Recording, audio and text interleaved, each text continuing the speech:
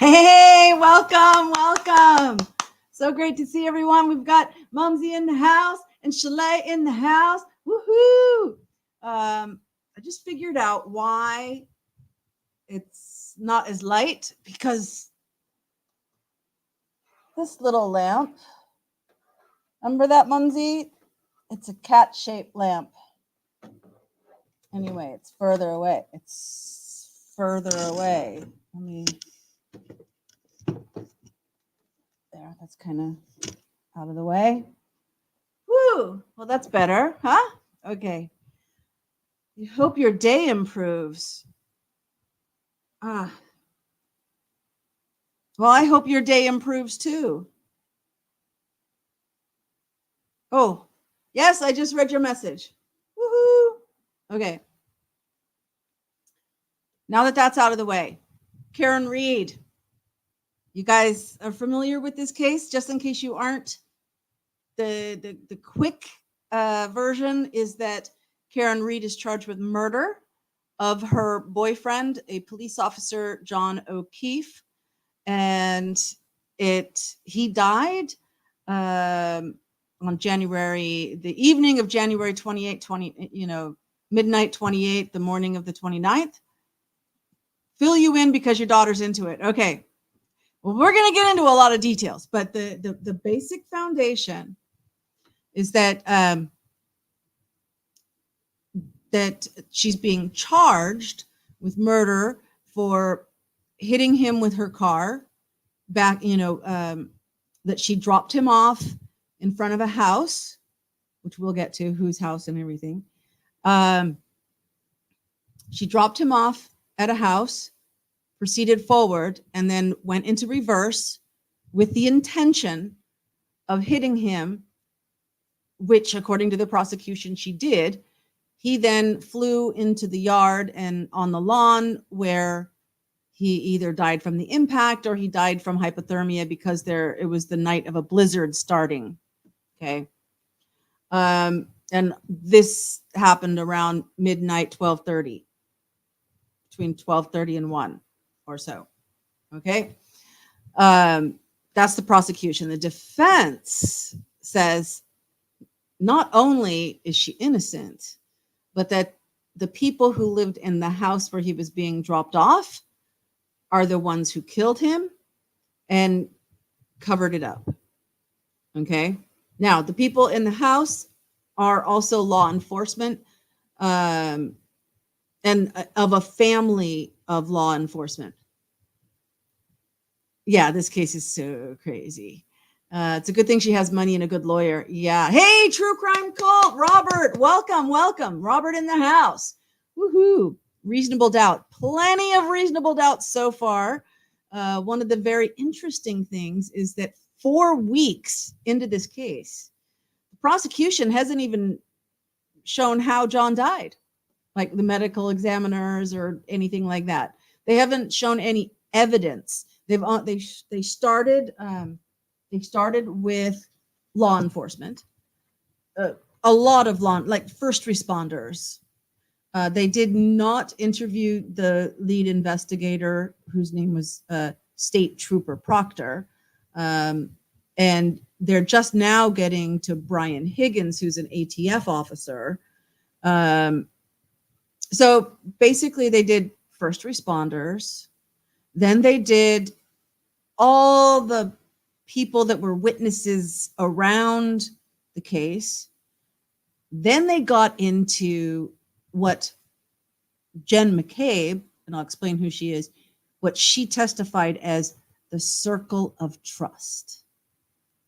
So then they started basically interviewing all of the circle of trust people.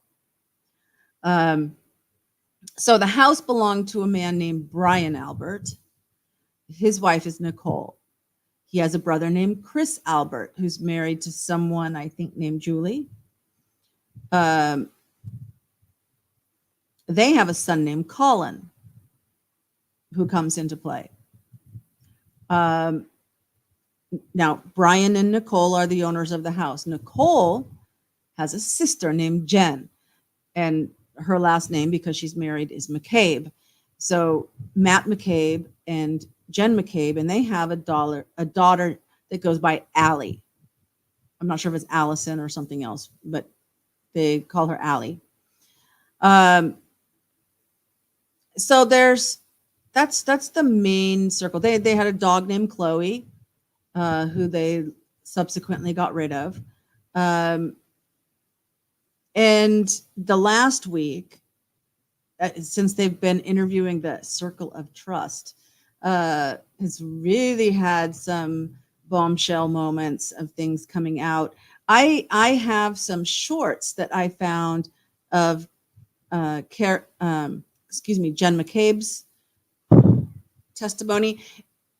The feeling of people on the defense side is that Jen McCabe is like the mastermind, the puppet master, orchestrating the cover up, if there is one. Okay. I tend to think they're trying to hide something.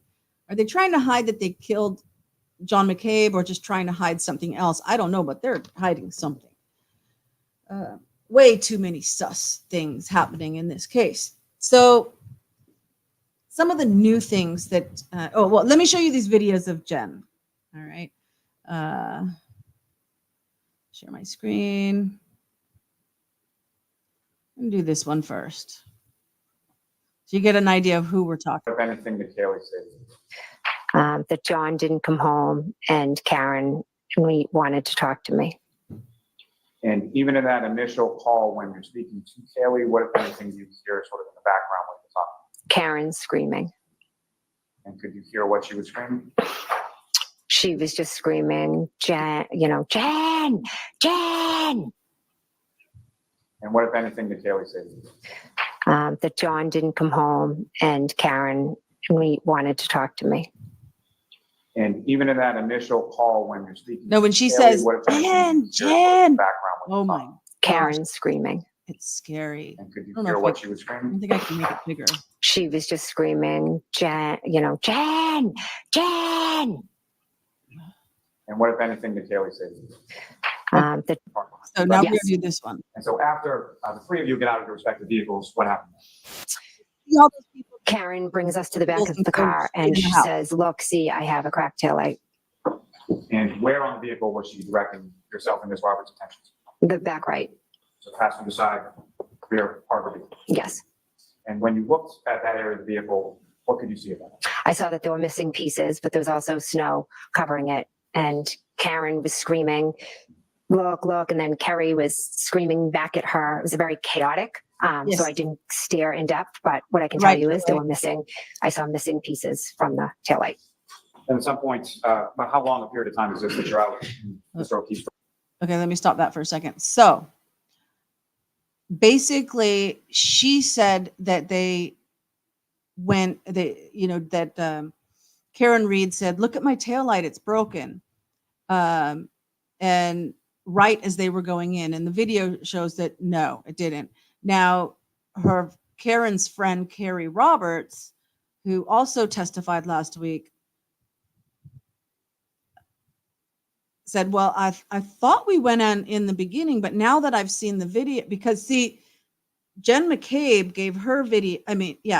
She gave her testimony before the video was shown, before she saw the video, right? She had to have been sitting there later when they were showing this video, going, oh my gosh.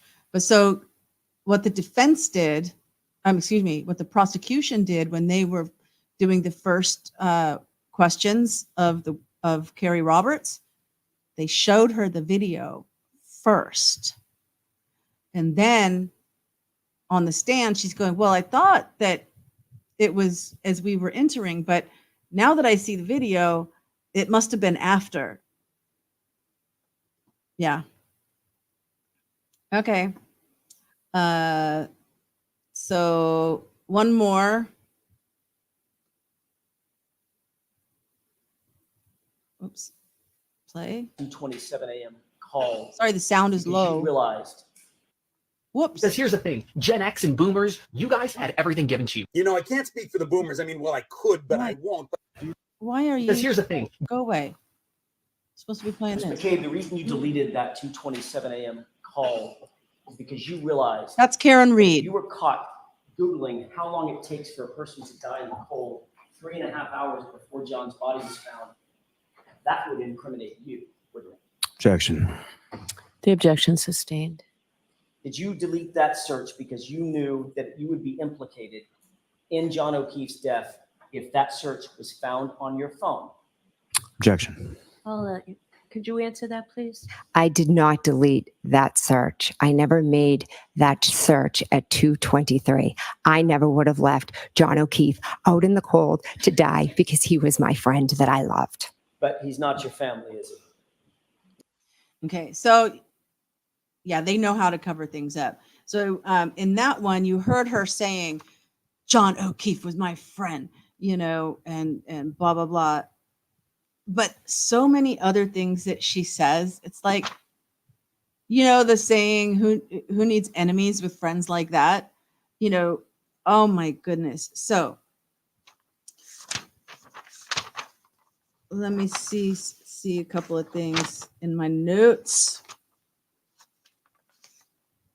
There's Carrie Roberts starting.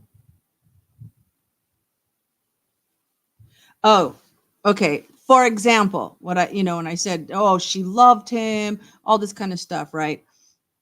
Well, in her testimony, when she's describing what happened when they found John on the lawn, she says, quote, I ran over to the body. She doesn't say I ran over to John. She says I ran over to the body. Who says that? I mean, yeah, you got all these law enforcement people in your family, but even so, I mean, if you're describing a memory as it happened, as testimony, well, we pulled up, we stopped, I got out of the car, I ran over to see if John was okay, if he was still alive. You don't say I ran over to the body, and that was weird that she said that. She was constantly so combative, arguing, when it's a yes or no question, she's wanting to say this, she's wanting to say that. Oh, and then she gets shown these text messages in the circle of trust group. That's when it comes out that that's what she calls them, which is Brian Albert, Nicole Albert, Matt McCabe, her husband,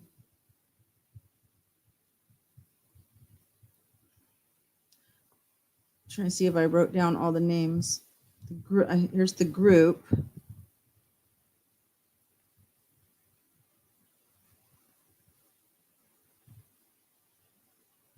If I did, it's someplace else. I don't know where.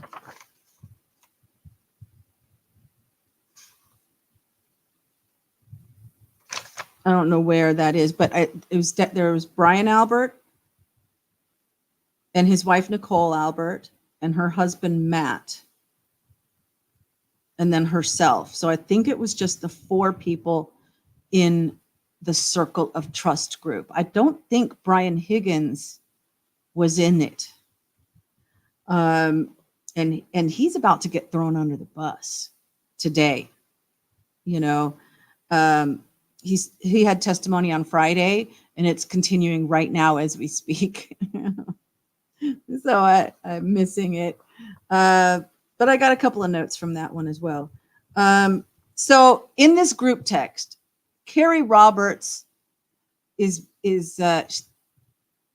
being interviewed by some law enforcement officers. All right. And Jen is there in the house, but she's stepped out. She stepped into the other room, but she can still hear because in her text, she says she's telling them everything. And then she says, I love it. And she tries to talk it away and stuff and explain it and everything. No, I don't think the jury's buying it. So she was claiming in regards to these text messages and what Carrie Roberts was saying to the law enforcement is she was telling them this horrifying, I was horrified. I was absolutely horrified by what she was saying, blah, blah, blah. Of course, why would you say, I love it, if you're so horrified? They take so many breaks, we can just fast forward. I know. Plus, if you put it on, if you're watching it as a replay, you can always put on 1.5 speed as well, and your ears kind of adjust to it, and then you get through it faster. So what was she so horrified about? It took forever. It wasn't said in the direct examination. It wasn't said until the very end of the cross-examination. That Carrie made the comment that everybody thinks that Karen Reed is just a glorified babysitter with sex for John. That John doesn't, nobody thinks that they're really boyfriend and girlfriend. She's just a glorified babysitter for John's kids. Now, John's kids, if you didn't know, are two children that were I believe his sister had died, and then her husband died. And so then John got custody of the kids to raise them. And that's what was so horrifying. She also kept trying to point the finger that Karen Reed is jealous of one of John's daughter's playmate friend, one of her best friend's mother.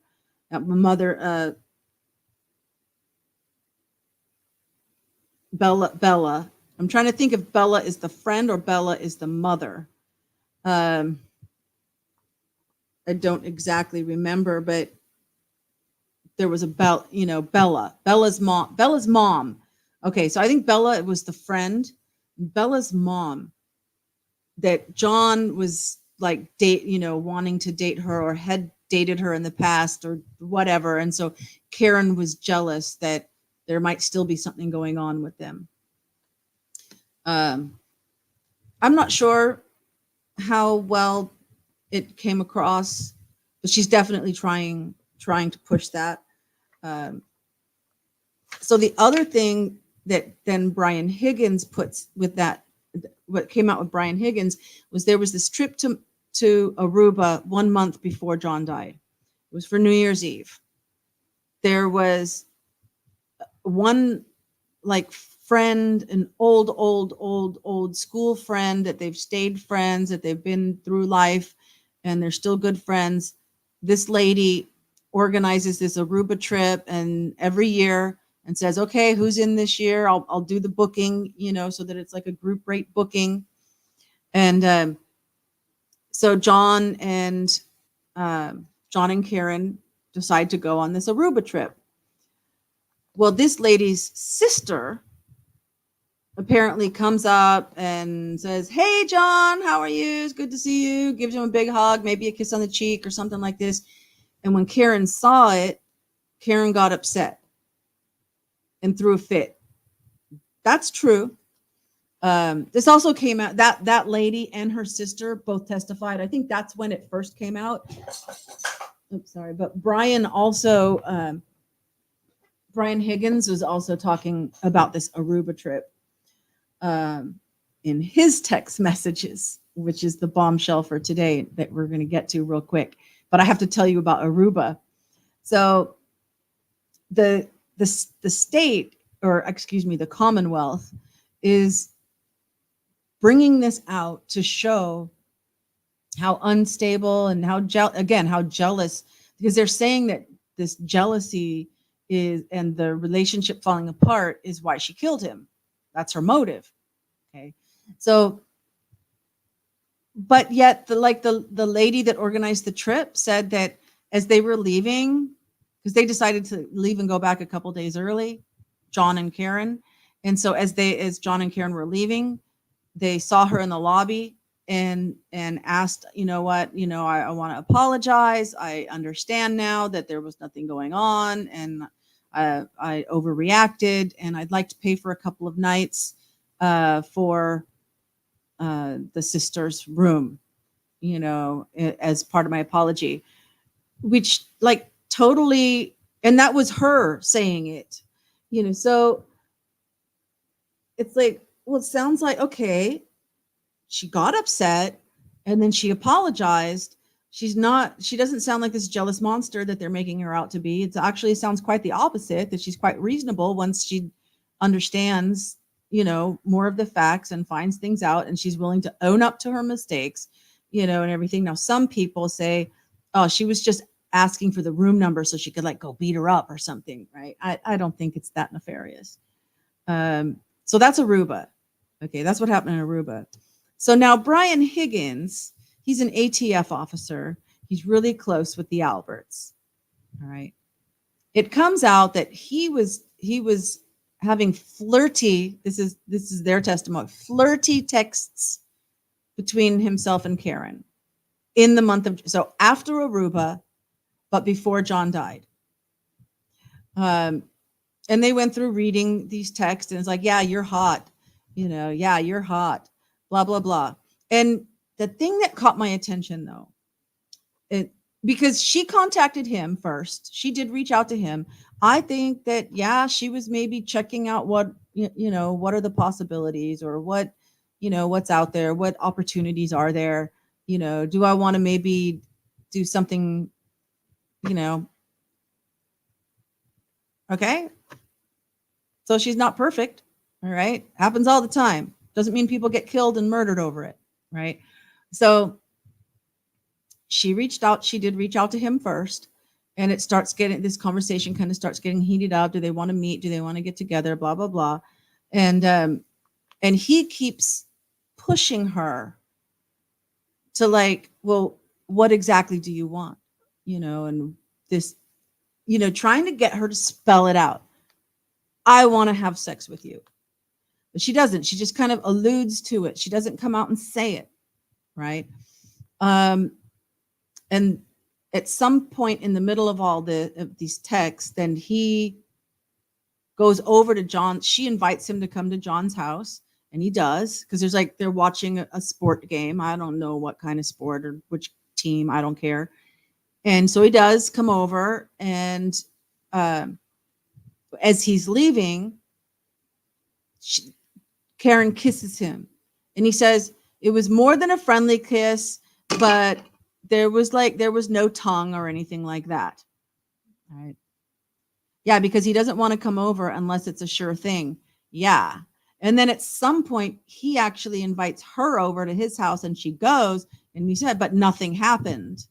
And she left before anything happened. So there was 2 encounters, one at John's house with a bunch of people, but he was leaving. And so they had like stepped outside the garage, the front door, whatever. And she kissed him. Okay. Which then sparked more texting. Right. He invites her to come over. She comes over, but they only like talk for a little bit, I guess. And then she leaves. And so he didn't get any. And then she ghosts him for a week until John's death. So now, before John died, all the players had been drinking at various places. They all end up at a place called the Waterfall.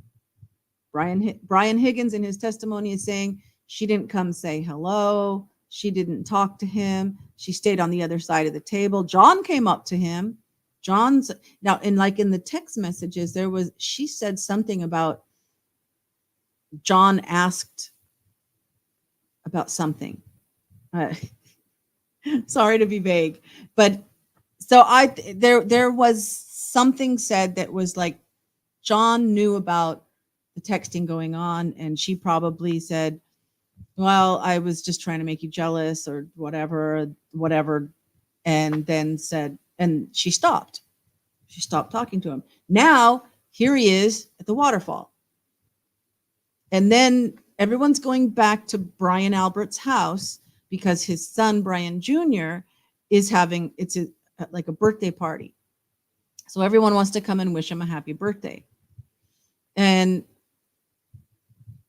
there's on the defense side, they're trying to say that like maybe they were trying to lure John to come so that they could like, maybe they were just gonna like beat him up, not kill him, but just beat him up, right? Maybe they were gonna just try to talk some sense into him, like, dude, what are you doing with her? Because I think Brian Higgins showed those early text messages to the circle. Maybe he is in the circle of trust, or at least he thinks he is. So he shows the text messages and say, because everyone hates Karen. They all hate Karen. They love John. They hate Karen.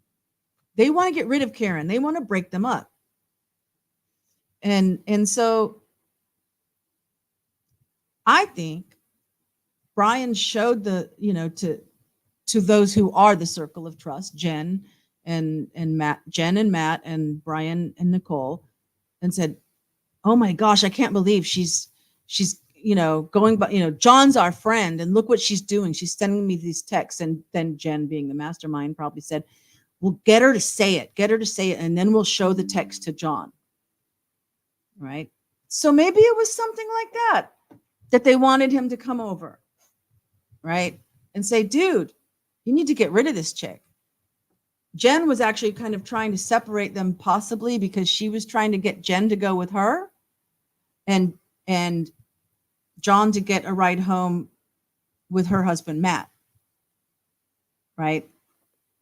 Or to the house on Fairview, to Brian Albert's house. You ride with me and John can ride with Matt. Why? It's maybe it was innocent. But I don't think when you watch 2 days of testimony with Jen McCabe, there's nothing innocent about that lady. She's a control freak. She was trying to control everything on that stand, Yeah, because he doesn't want to come over unless it's a sure thing. Facts. Yes, Chalet. So that night, so Karen says, no, I'm going to go with John, and Jen leaves. I'm not sure if she takes Matt with her. But when Brian Albert leaves, when Brian testified, he said that Brian Higgins met him at the door and went in with him. So Brian and Nicole were entering the house at the same time as Brian Higgins. And that as they were coming in, Colin Albert was going out. But Brian Higgins in his testimony said he went in alone, didn't see anybody. And that right after, that Brian and Nicole got home just after him, that when he got to the house, nobody else was there. And so he's got a little attachable snowplow on the front of his Jeep, and he snow plowed the driveway. Yet everybody testifies that at 12:30, the snow was just starting to fall and it wasn't really sticking yet. So what did he plow? I don't think I've heard anybody ask that question yet. What did he plow? The snow wasn't sticking yet.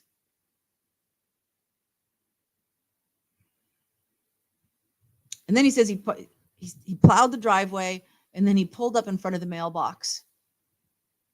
We'll get to that because there's witnesses that did not see his Jeep in front of that mailbox.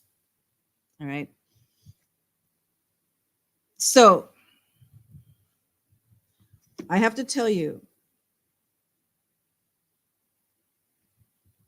that he said while he was in the house, because it's well, who was in the house? He said he saw a tall, dark-haired male. He said male. A tall, dark-haired male. The question was, who did you see enter the house? I saw a tall, dark-haired male. Then, because everyone's thinking, well, that's either John or Colin, because they're both tall, dark-haired. All right. Because everyone's saying Colin was not in the house. Colin left at 12:10. I don't remember. I can't recall. For every other question except what time did you leave or what time did you pick him up? 12:10, 12:10, 12:10. So that kind of doesn't match up. You can remember that, but you can't remember anything else. Well, it seems like that's what you want everyone to believe. So everyone's saying, no, Colin was already gone, except Brian Albert said that Colin was like at the door, inside the door, at the door, like putting his shoes on or whatever. He was getting ready to leave. Now the basement door, there's a front door and there's like a side door, and the side door has a basement door. As you come in the side door, the basement door is right there. So he could have gone back down into the basement instead of going out and leaving. Yeah, convenient memory. Exactly. So when he kind of got caught on this tall, dark-haired male, he says, I believe that was in reference to someone's brother in a pickup.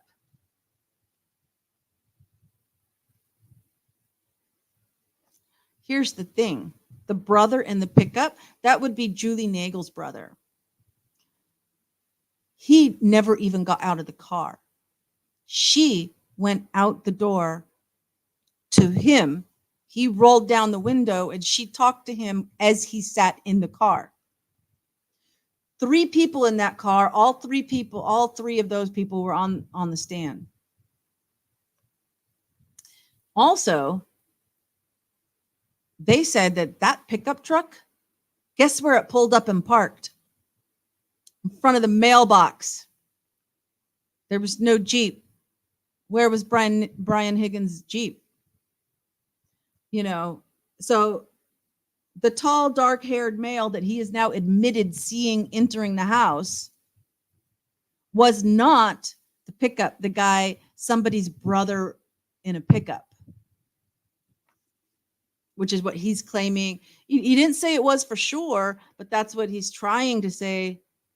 Well, I believe it might have been somebody's brother with a pickup. So was that John? Was that John going into the basement, coming in and going into the basement?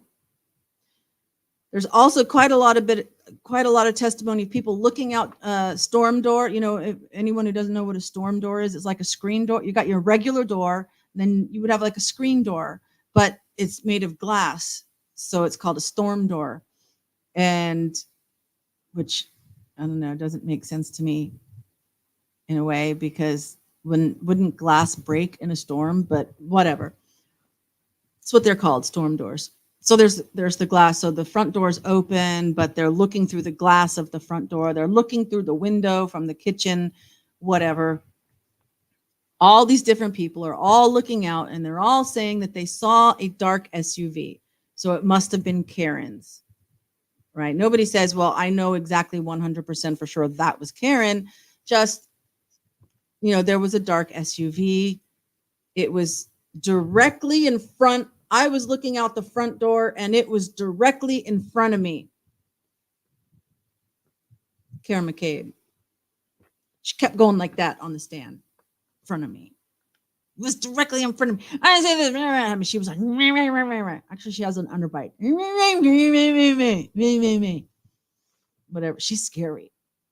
She's scary. I was ready for her head to spin around and start throwing up pea soup. I mean, she's friggin' scary. So she's saying that the SUV was right in front of and then the next time she looked, it had moved up. And then the next time after that, it moved up again. And I was sending text messages to John, well, park behind, park in the driveway or this or that, or, but here, question mark, blah, blah, blah, blah, blah. But he's not answering, and then she moved up again. So it doesn't make sense that he'd still be in the car when you're moving up. It makes sense that she stopped maybe in front of the driveway so that he could walk up the driveway, or stop in front of the front door so he could walk up to the front door. But I'm thinking the driveway, and then moved up a little bit to wait for him. And then moved up. He hadn't come back out yet. So she moved up again, because now that all this came out with Brian Higgins, She probably wanted him to go make sure it was okay for her to come in.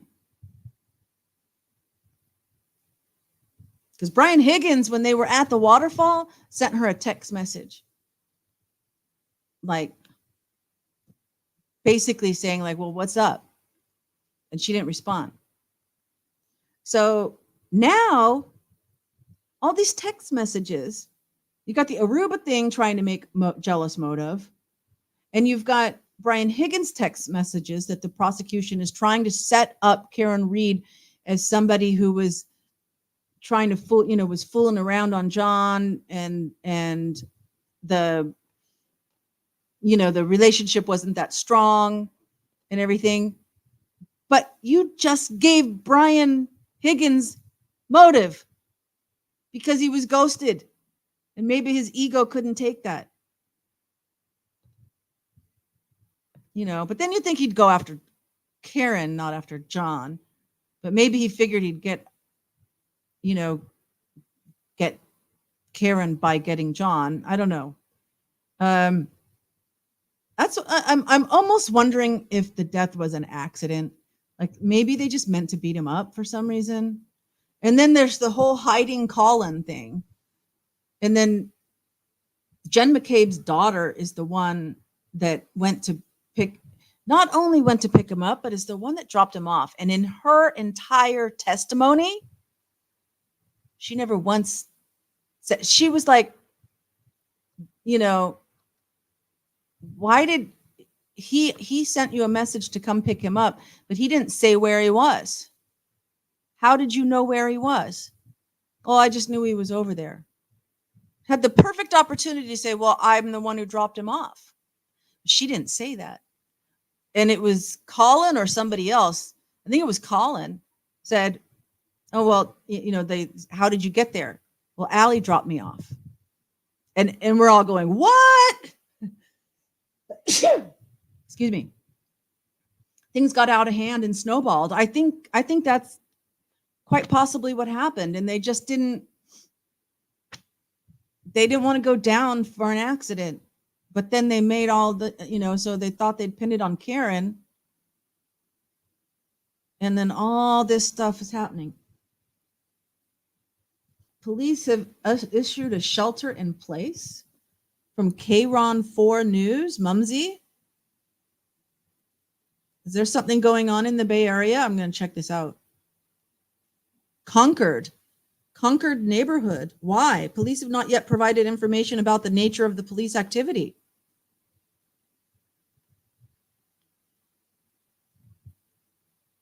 And then someone replies to the news post, says, what? Did another commode overflow, or are you selling clickbait? Please tell us. We wait with bated breath. So what's going on, Mom? Oh, probably you don't care because you're not actually in the Bay Area. But I don't know if there's like a shooting or something happening. We'll find out tomorrow if there's anything big that happened in Concord, California, in the Bay Area. Concord's between, isn't that around, you got Berkeley and Oakland and Concord all kind of around there. Haven't heard anything. Yeah, don't worry about it. It's probably not going to affect you. It's obviously not like a tornado or something. It's police activity. Alrighty. Okay, so I don't know if I mentioned this. I mean, I know that I mentioned that, like, he kept asking her those questions. Oh, yeah. And so then I said, yeah, I think he shared it. And they were trying to set her up by getting her to say, yes, I want to have sex with you. And she didn't. She didn't come out and say it. And yeah, all their efforts to put motive with Karen Reed just made more motive and stuff for Brian Higgins. He said in his testimony that he had been in the basement once for the twins' graduation party. And I think either he said it in a previous testimony, like there were grand juries and stuff, or one of the other witnesses had said something that about never having ever been in the basement, that he had never been in the basement. But he said that, yeah, he had been in the basement once before.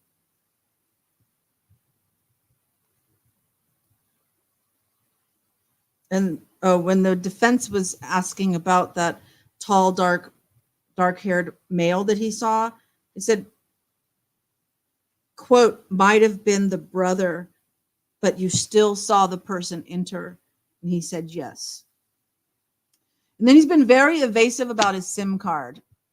So, Walnut Creek, probably a car shooting. Thanks, Mumsy, for the update. All right. So, when these texts, the reason we have these texts is because Brian Higgins, being an ATF officer, has FBI friends. And so he went to like some FBI place, headquarters or office or something, where they have the machine that you can do extractions. And it's in an, he was very clear to say that it's in an area that lots of law enforcement, it's not in a secure area.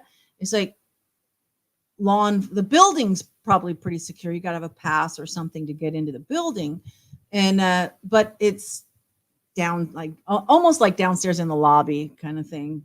You didn't actually say that, but I mean, it's in this area that law enforcement in general, not only FBI officers, have access to.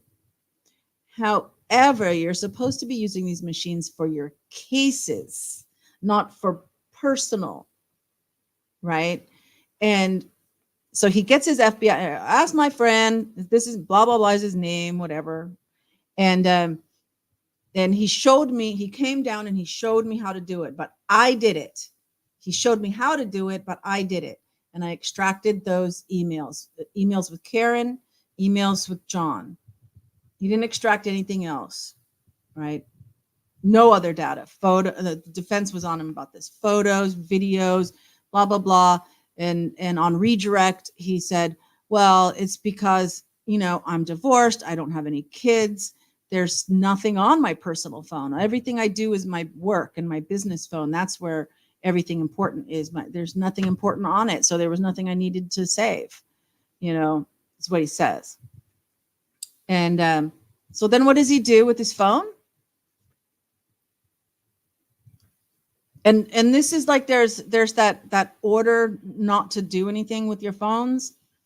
And then there was a hearing where it was denied, but there was an appeal, and they really got him on this, bringing this up. That's like, well, don't you know about appeals? Well, of course I know about appeals in general, but like, no, I didn't expect any kind of appeal for this.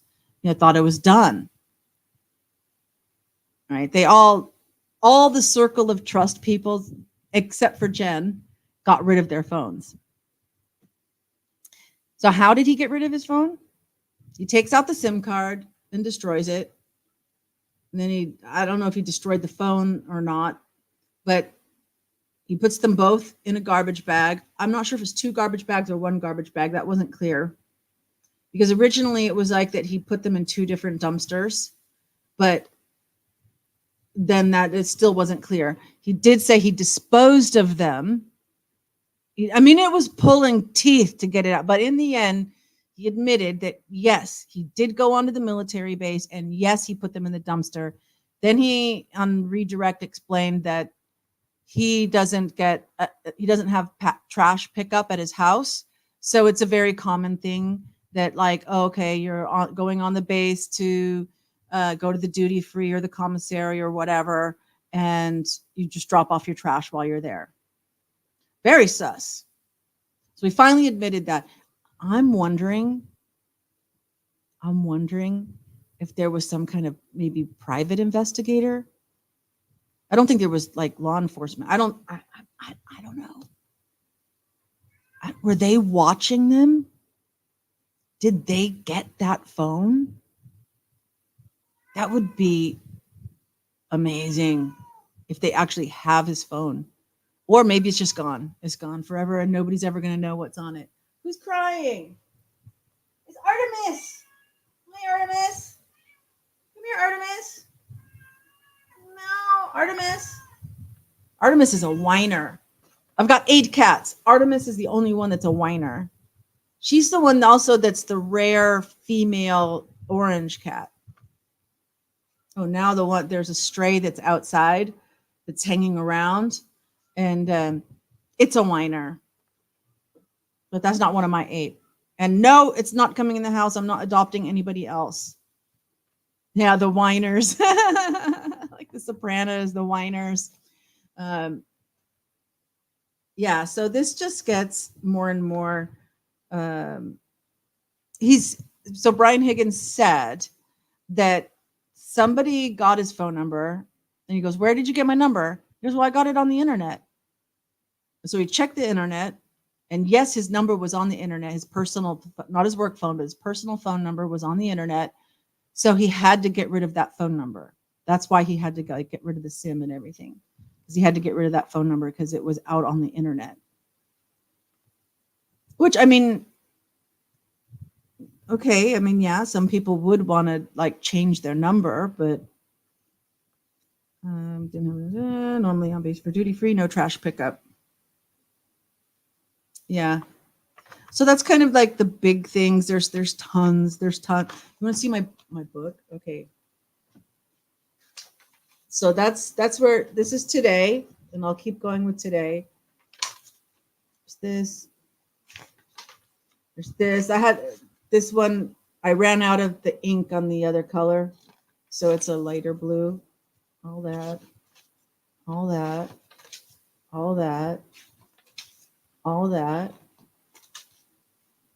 So that day 16. Oh, and all this, and all this, and all this, and all this, and all this. There, that's when I started. That's all my notes. I like notes. Well, you know what? Even if I don't refer back to the notes, I find that just the act of writing, I don't know, something about it is like a tactile learning or something, and it sticks in my brain better. Plus, I have it for reference if I need to try and find something. So, yeah, was there anything like explosive with Carrie Roberts? Was Karen Reed's friend. And I think she got manipulated by Jen. I don't think that Jen, I don't think whatever Jen is doing, I don't think Carrie Roberts is a part of it, but I think that she was being manipulated because I think that that's like Jen McCabe's just nature, to put something in somebody's head so that they start to think it and they think it's their own thought. But she's really the one that planted the seed. She's a seed planter. Just writing it down is all the notes you need. Yeah, for me, really. And then sometimes I can actually visually remember what the notes, and it's like I can like reread the notes in my head, if that makes sense. Sometimes.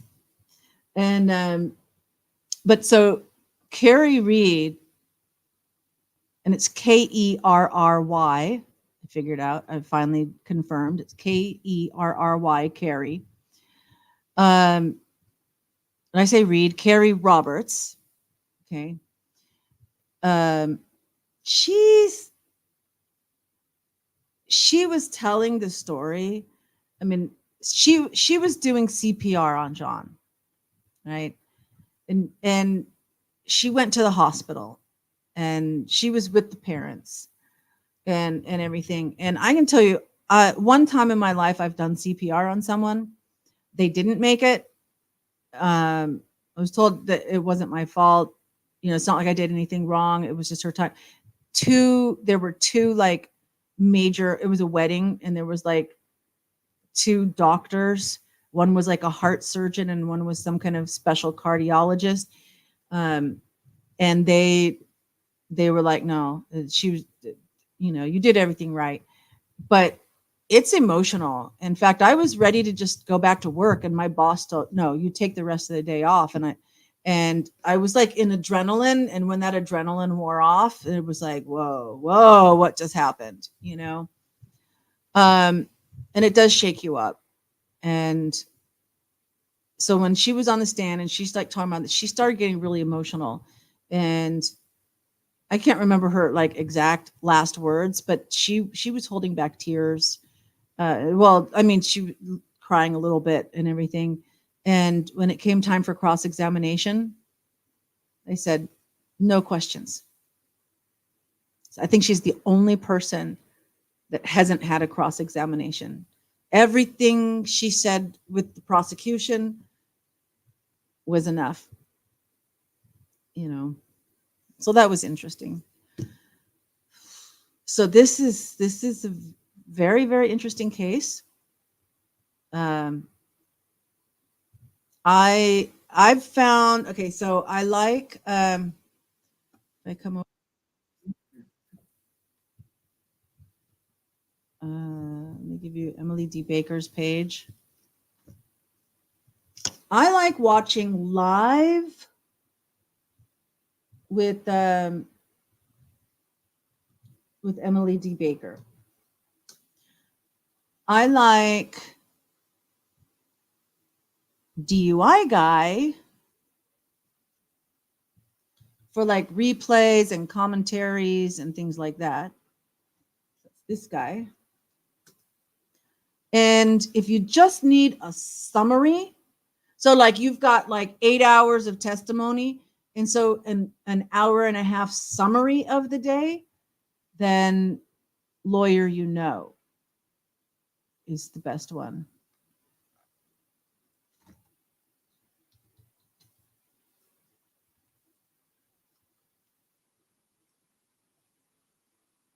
And that's this one.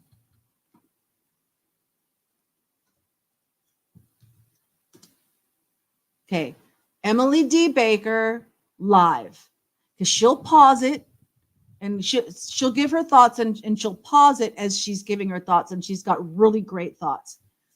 DUI Guy doesn't stop. He just talks over, and it's like, I want to hear the question they're asking, or I want to hear what they're saying, but he's talking over them. So he has really good thoughts and comments and things like this, but not if you're wanting to watch live, probably not the best one, but he's got really good content. Oh, and he was like at the trial one of the days. Let me see if I can actually give you a link to that particular. And so he talked about the jury, and what they look like. Juror reaction is this one. Okay, so in the beginning, I don't know, the first 15, 20 minutes or something, he's talking about, yappy. So in this video that has like watch in it, that's the DUI guy, but he was there at the trial, and he gives a lot of, after he talks about himself for 15, 20 minutes, and he's a bit of a fanboy with Yannetti, one of the lawyers. So he got to chat with one of the lawyers, and that really got him all excited. And so he's talking about that first. Then he gets into the jurors, and what he observed with the jurors. And that I haven't heard anywhere else. So that's good, right? And then third, the lawyer is great for a summary. He hits all the best points, and he'll show clips and everything without all the boring stuff, right? So there you go. That's my recommendations. Anything else you guys want to talk about? Because that's all I got. Tomorrow's Gen X. Mumsy, are we going to have a travel vlog on Thursday? 2 days from now, are we going to have a travel vlog? Did Jasmine help you get the photos off your phone? and onto the computer or whatever? Did she do that?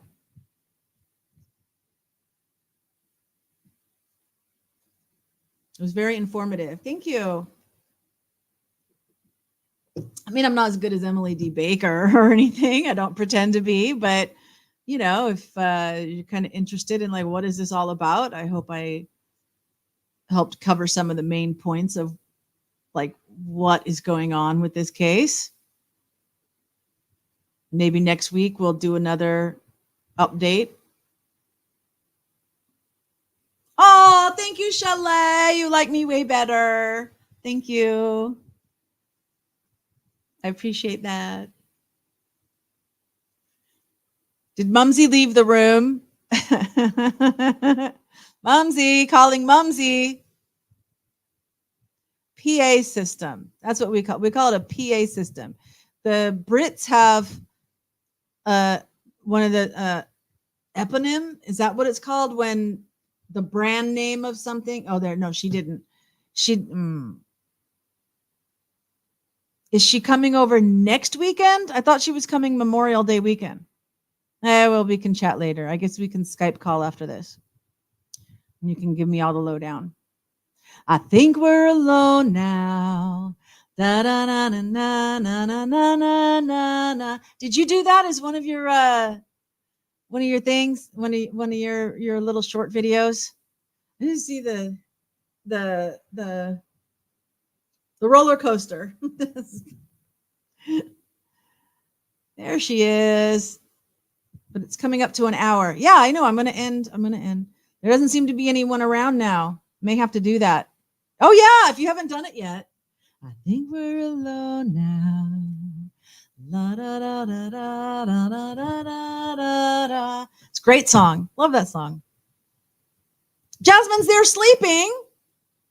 Oh, my gosh. Well, Momsy, when she wakes up, I'll still be awake. You guys call me. Maybe I did do it. You might have. You can do it again with a different personality. All righty then. Yeah, she is a sleeping beauty. You guys know her channel?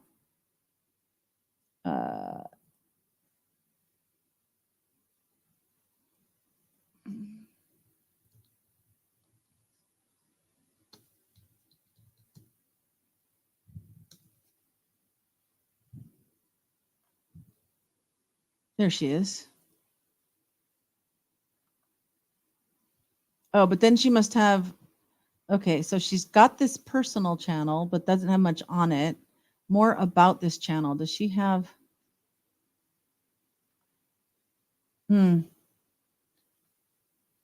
What's her company called, Mom? Wine glass things, necklaces. She does wine. I wonder if I put wine glass necklaces.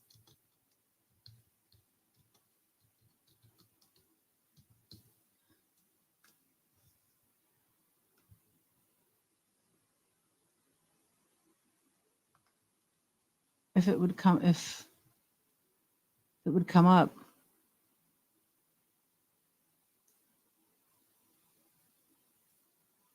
Okay, there it is. This is her channel. Wine glass necklace actually is her channel.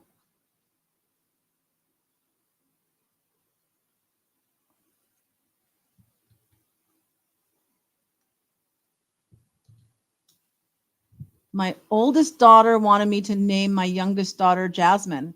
Ah, but you didn't do it.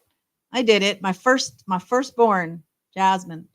She's leaving this morning, but won't get up for another 2 hours. Oh, I'll still be awake. Yeah, so you guys can go check out her channel. Let me see, how many people does she have? She only has 11 subscribers. Yeah, come on, let's help boost her up. Maybe what she does is she puts them here and then shares them on Facebook or something. Because her latest one was 2 weeks ago.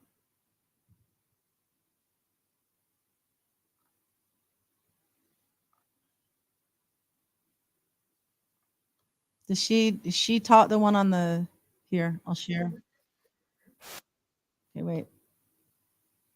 Where's StreamYard? She's probably a TikToker, maybe. Oh, and she sells on Amazon. Here, I'm gonna share my screen. This one.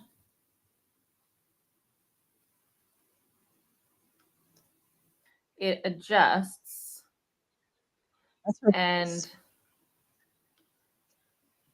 can go from large to small. So she's showing how you can adjust them depending on the size of the wine Large glass. again. So like if you go wine tasting, you wear this as a necklace and then you can put your wine glass in it and And your for hands this are free. particular glass, if you see the way that it is right now, it's too loose. So you're going to have to squeeze it together at the bottom. And then also Yes, squeeze Mumsy. it together at the back till it's smaller. I think they might be And downstairs. then I'm not running It will downstairs. fit tight They were upstairs. on the glass. You No, want I'm it pretty to sure be they're tight. downstairs. You don't want it to be loose because if it was a little bit bigger, the glass would just flail around and it wouldn't be secure. But if you Wear it make one night and put Kool-Aid in it. the holder tight, Sure.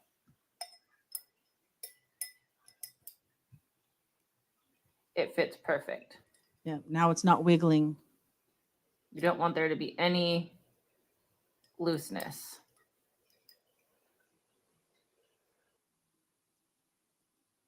Anyway, then I don't know. She had this like funny one.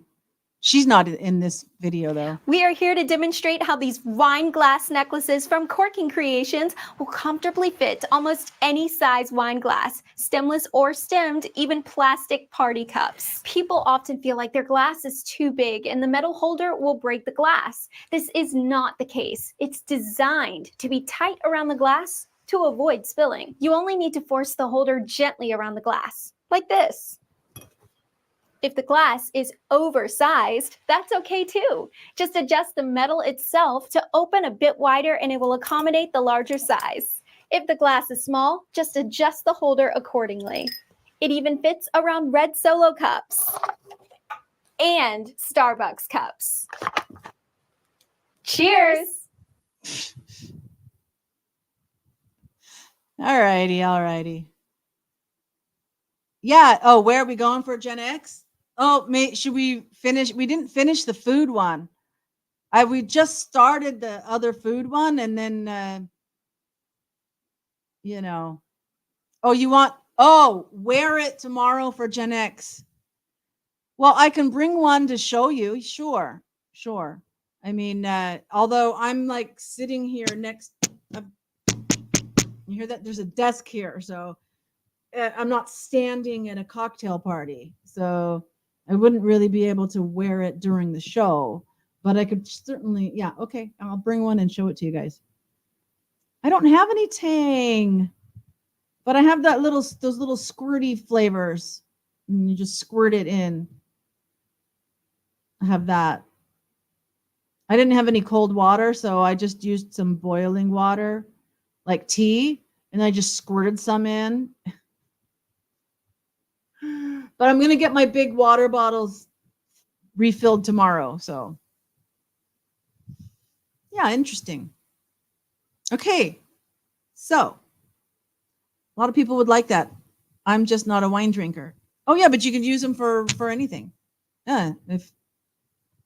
I'm sure they've got a link. I'm sure she's got like a link to Amazon or whatever. And yeah. Great Christmas gifts or birthday gifts.